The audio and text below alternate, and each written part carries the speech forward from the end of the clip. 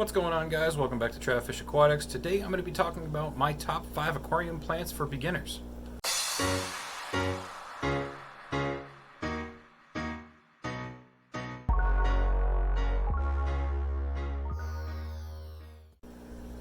Okay, so my top 5 aquarium plants for beginners. The reason I chose these plants is because these plants are very easy to grow. They require minimal maintenance, minimal attention, and will grow in almost any condition. They do have a ideal condition for growing, and most of them fit into the same range. So if you can set up a basic aquarium with basic substrate, they don't require a lot of fertilizers or anything like that, with the exception of one of them. So those 5 plants are going to be Amazon swords, Anubias, Java fern, Java moss, jungle val, and I'm going to throw in a 6th one, Anacris, also known as Elodia, because I feel that's a fairly easy plant too, and you can get a lot of plants out of that without much work. Most of these plants are going to do well in a pH of 6.8 to 7.6, anywhere in that range, and a temperature range of anywhere from like 70 to 78. They all do very well.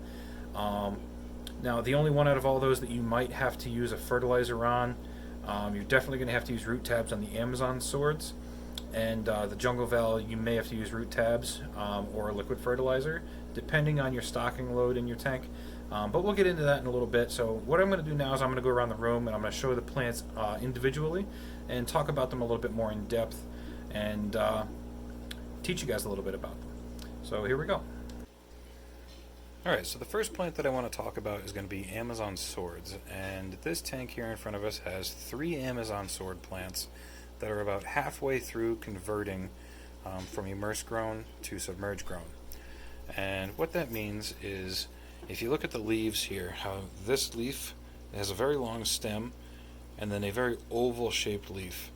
That is an immerse grown leaf, and you can see that they're kind of getting eaten back. The plant is reabsorbing all the nutrients out of those leaves and then using those nutrients to convert and create new leaves, which would be these long skinny leaves that you see here.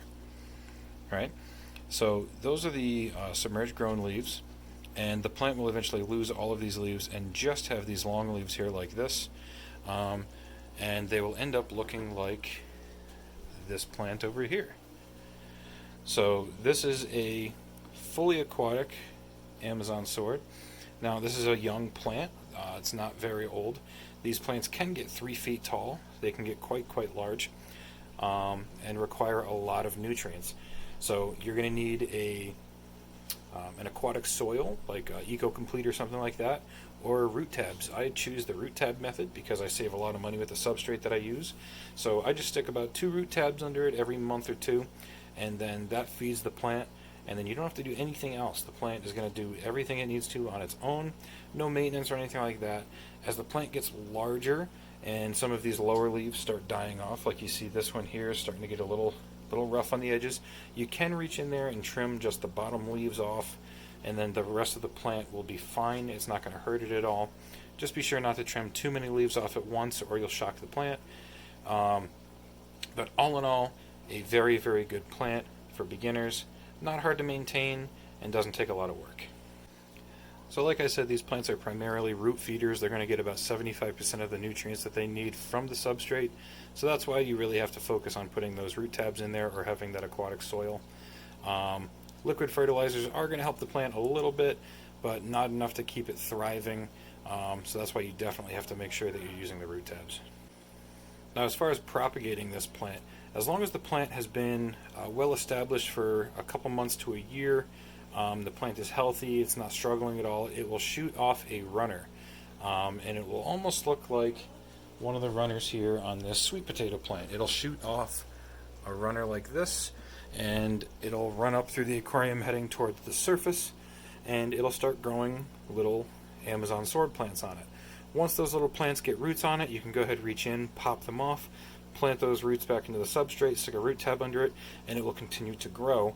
That is how I got these little Amazon swords over here. So the plants out in my 125 were propagating, I popped them off, put them in my other tanks, and that's how it all started. I did only start with 1 Amazon plant, and now I have about 9 Amazon swords total. all starting from one plant. So that's how that plant propagates. And that's pretty much all you really need to know about Amazon sorts. While we're at this tank, the next plant that I want to talk about is actually this one right here. This is Anubias. This is probably the single easiest aquarium plant that anybody can grow, because you put it in your tank and literally do nothing, and as long as you have fish in there, it will survive.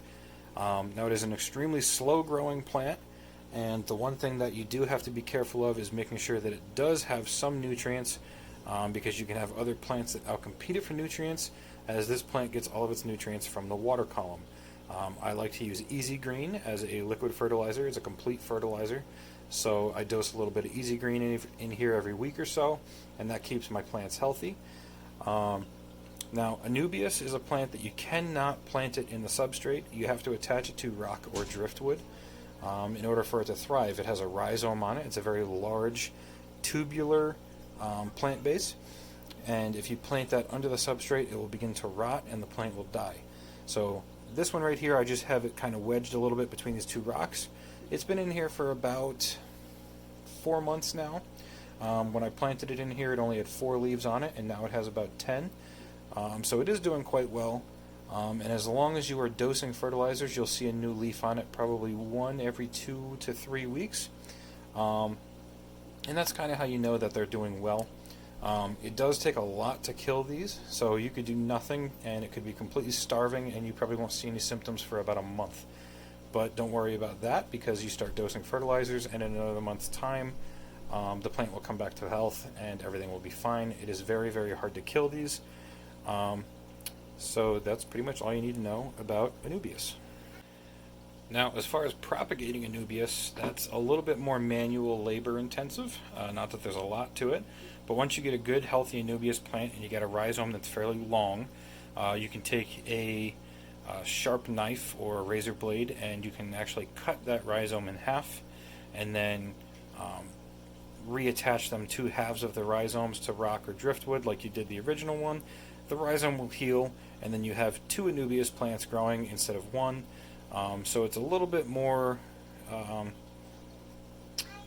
labor intensive to actually propagate your Anubias, and personally I choose not to do that. If I want more Anubias, I'll just go get another plant, because I don't want to risk end up killing my plant, but you can propagate them that way. I have done it and many other people have done it that way, but I would choose, as the beginner, don't worry about that. These plants are not that expensive. They're only about $4. Go ahead and get yourself a couple of them at the store. So after that, let's move on to the next plant.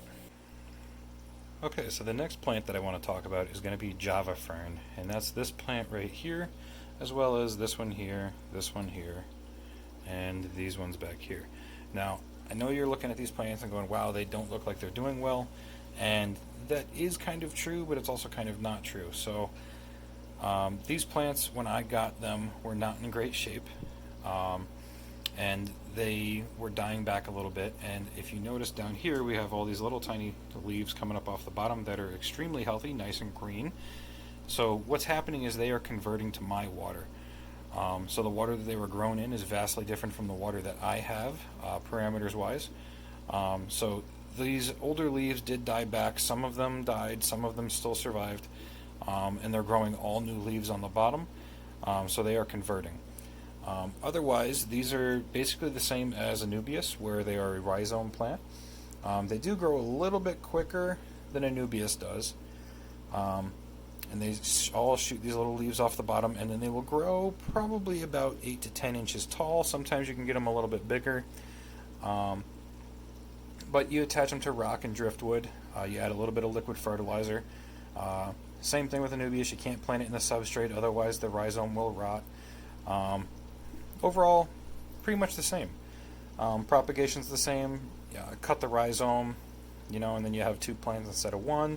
It's basically exactly the same as Anubias, like I've been saying, except for these leaves are a lot longer and narrow as opposed to the short, fat leaves on Anubias like you see back here.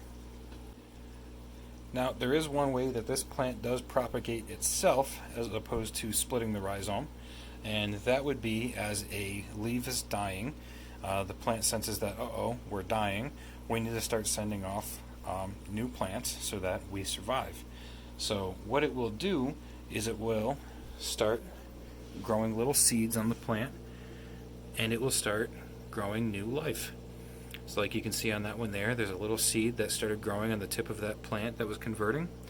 And I've got a couple of these seedlings started over here in this tank. You can see them all growing. Wow, if the blur wasn't so bad, the glare. So you can see them all growing right here, all these little plants, and they all started off as little seedlings. So they will propagate themselves, or you can do it manually by splitting the rhizome, but they do propagate fairly quickly, but they are slow growing plants, so it is going to take time for you to propagate a lot of them. On to the next plant. The next plant I want to talk about is Java moss. Now, I really like Java moss because it is an ideal environment for fry. So you put Java moss in, live bearers especially like to breed. They lay their fry in the Java moss, and then the fry will survive off of the little bacteria that's growing on the moss, and it also hides them from the adult that may want to try and eat them, or any other fish that may want to try and eat them. So it's a good hiding ground. It reproduces slow, but it does multiply faster as the plant gets larger because there's more plant to multiply. And it does do fairly well in low light conditions. If you get high light on them, it's not really going to grow as well because it's getting all the light it needs, and it's just going to grow really compact. Under low light conditions, I've moved this in here from a high light condition, and it has doubled in size in about a month. So low light conditions, it grows really well. And generally this plant is a little bit hard to find because it's in such high demand. Only requires a little bit of liquid fertilizer. You can attach it to rock or driftwood. You can just let it float. You can let it float on the top. You can let it sink to the bottom.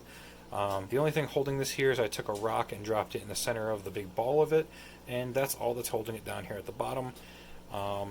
Overall, I really love this plant. I wish I had more of it. I would put it in all of my other tanks for all of my breeding purposes, so the fry have somewhere to live and hide from the adult fish. So hopefully I'll be able to get more of this soon, but otherwise, super simple plant, easy to grow. You don't really have to do anything, don't have to add any fertilizer. It will grow on its own as long as you have fish in the tank. And propagation, it just multiplies itself. Super easy plant. Okay, so that brings us to Jungle Val. This is Jungle Val right here. As you can see, it's a very large plant. It grows all the way up and all the way across this 55-gallon tank, and it's actually coming out and turning because of the current here and coming back across.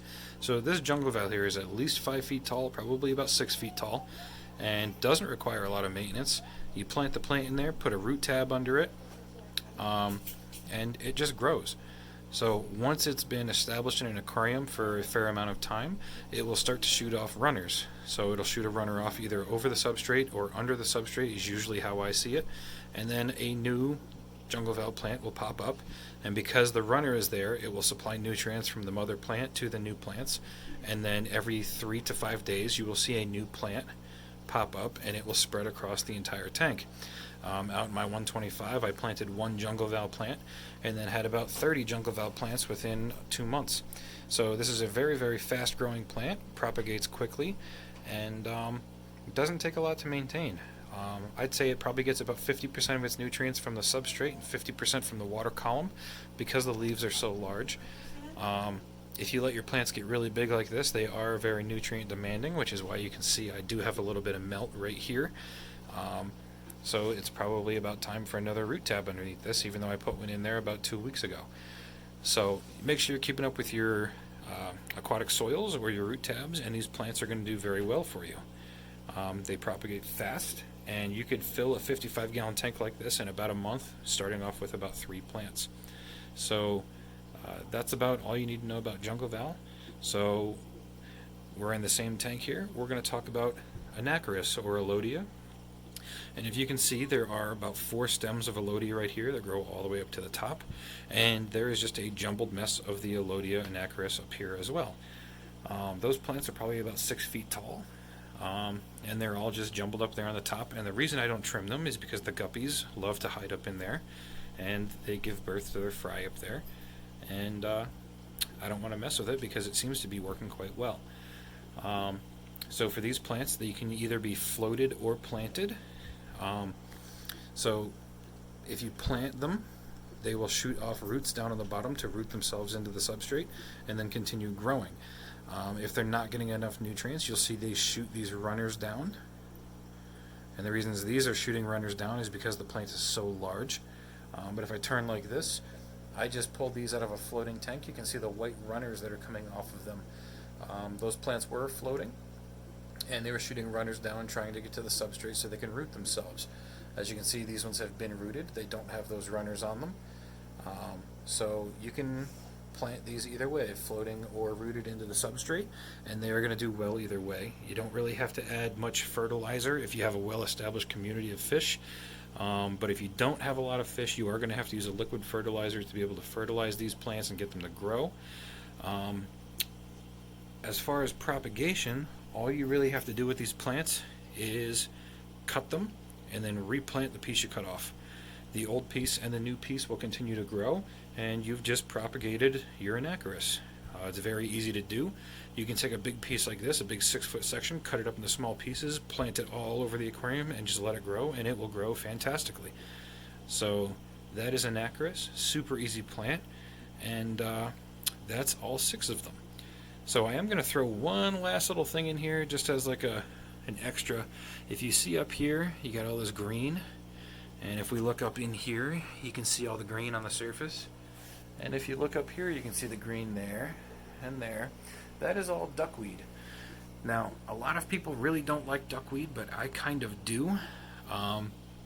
The reason I like it is, one, I have goldfish, and duckweed is a very good source of food for them. It mixes up their diet from the high-protein foods. You add a lot of vegetables. Like this tank here, these goldfish are eating all this duckweed that I put in here. Another reason I like duckweed is because it absorbs a lot of nitrates. So in tanks, like goldfish tanks, like these guys over here, or tanks that you don't want to do a lot of maintenance to, you add a little bit of duckweed, it takes off and absorbs all the excess nitrates. Now, if you don't keep the duckweed under control, it could starve out your plants because of how quickly it absorbs all the nitrates, so you definitely got to keep an eye on that. But other than that, it'll eat all your nitrates, and then it cuts down on your water change maintenance. So that's why I like duckweed, as opposed to many people who don't like duckweed. So those are my top 5 plants, plus a couple extras. So yeah. Alright, now that I've gone around and talked about all the plants specifically on their own, I want to talk about the setups that I have them running in, and the conditions they're running in. All of my tanks run in a pH of about 7.4 to 7.6, and they all run about 77 to 78 degrees. Now in my conditions, these tanks run very well. I do use Seachem Equilibrium on some of the tanks just to help boost the GH and KH on the tanks a little bit. Just as an added precaution, so it helps a lot of my live-bearing fish, and it also adds a little bit of nutrients back into the tank for the snails. It adds some calcium and stuff like that. And it also adds a little bit of nutrients to help the plants with their leaves. But aside from that, I don't really add much else aside from root tabs and Easy Green liquid fertilizer. My maintenance schedule is not all that crazy. I only work with my plants probably once a month, except for the Anacharis and Elodia. I have to work with that about weekly because of how quickly it grows. Now, I'm not using any CO2 injection or anything like that. As you can see, all of my tanks, except this one, run an air stone. And the reason I run air stones is because running an air stone will inject CO2 into the aquarium in low levels because there's CO2 naturally occurring in the air that we breathe. So if you run an air stone, it'll keep a tank around 8% saturated with CO2, where if you run CO2 injection, it runs you about 40% saturation rate. So keeping a low level of CO2 like that is definitely going to help your plants thrive, which is why I run a lot of air stones or sponge filters like you see up here. As far as lighting, I don't use any high quality lighting. So I think the highest quality aquarium lighting that I run in my fish room are Aquaneat lights, and that's what you see right here. This is an Aquaneat light. I also have an Aquaneat light on that 20 gallon on the bottom. But aside from that, everything else is under cabinet lighting. I have my LED shop lights, and I also use T8 fluorescent LED tube replacements. So instead of being a fluorescent tube light, it's a LED tube that you just replace the fluorescent light with. And all the plants in my 55s over here grow with that, and the 75-gallon long tank has those same lights in it also. And the plants do perfectly fine with that light. So I'm not running any like Fluval 3.0s or anything like that to get the growth that I am. I don't think it's necessary unless you want it. If you feel like you need to spend the money on it for all of the other functions, for adjusting the brightness and everything like that, I choose to just run all of my lights on timers and reduce the photo period if I start getting algae or anything like that. So instead of running the lights for 10 hours a day, I'll only run them for 8 or 7, you know, depending on where the algae cutoff is. So I think that's everything I wanted to talk about as far as my setup. Alright, so that's my video on my top 5 aquarium plants for beginners. I hope you guys enjoyed it. Let me know if you guys keep any of these plants in the comments down below. And if you have any questions on these plants, feel free to shoot me a message, leave a comment. I'll answer it as quickly as I can, and I'll give you guys as much help with your plant problems as you need. So I do have more content coming this way. I'm really trying to get this 150-gallon tank in here. I thought I was going to have some help over the weekend, but that ended up falling through. So hopefully this coming weekend I'll be able to get it in here so that way I can work on the stand and get the tank actually in there. But aside from that, thank you guys for watching Troutfish Aquatics, and I will see you guys in the next video.